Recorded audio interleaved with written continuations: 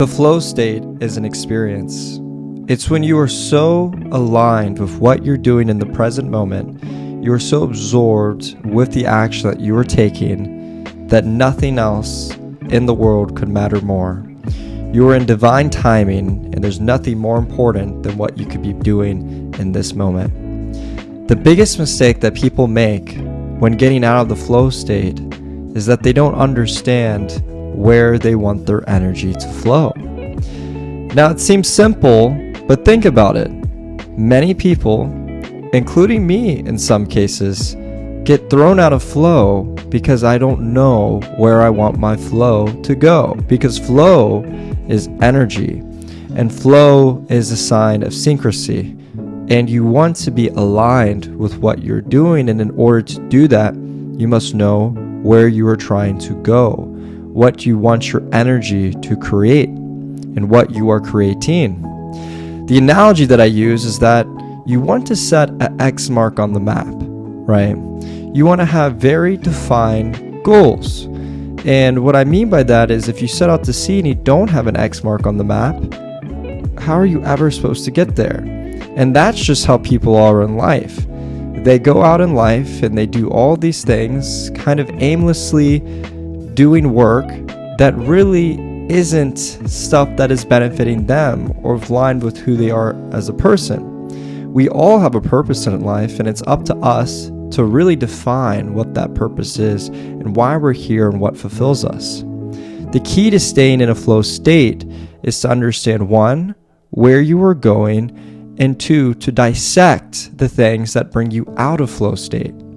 There isn't a better feeling when you know you're doing something and you get done with the first task, you move on to the next, and you're making progress. You can literally feel the shift in energy. You can feel the momentum, right?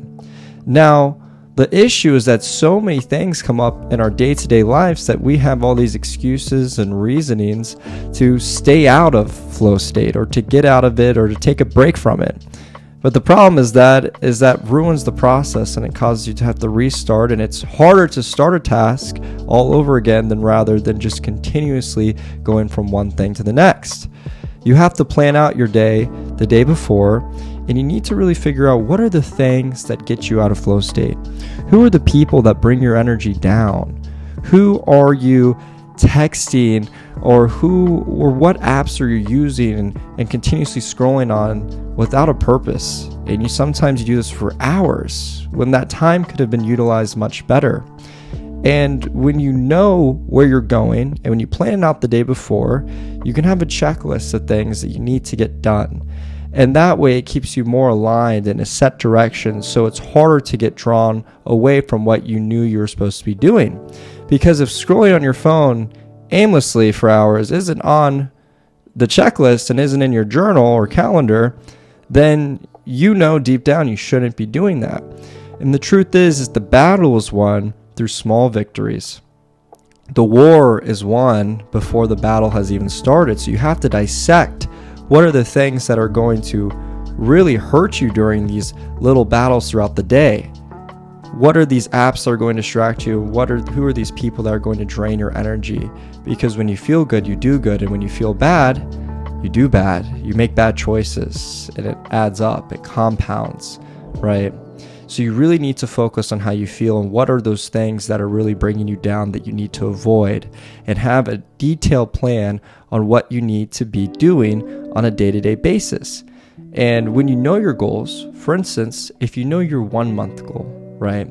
Let's say, as an example, it's to learn how to do a handstand, right? You need to reverse engineer that from 1 month from now to the present moment to 2 weeks from that moment, and so forth. And when you know where you need to be in a month, you know what trainings and exercises you need to do today, tomorrow, and then you can measure your progress, because what gets measured gets improved. And again, you're seeing a pattern now, right? You're seeing a theme here. You have to write things down. You have to know where you're going in order to stay in flow state. And you aren't going to be in sync with what you're doing if you're just doing without thinking. And again, The reason you're here on this video right now is because you know deep down you have a purpose, and you know that you need to stay in flow state, because that's how you truly manifest things as fast as possible. Another reason I see people hop out of flow state, or they don't stay aligned for very long, is because they expect results to happen so fast. And the truth is, it's easier to try, and it's easier to give up, right? But the truth is that you make success and you attract success through consistent discipline. And it isn't easy to do these things, right? But once you start to do them, and once you get better at learning how to do a handstand, you start to do it more often, because you become more confident and it feels better, right?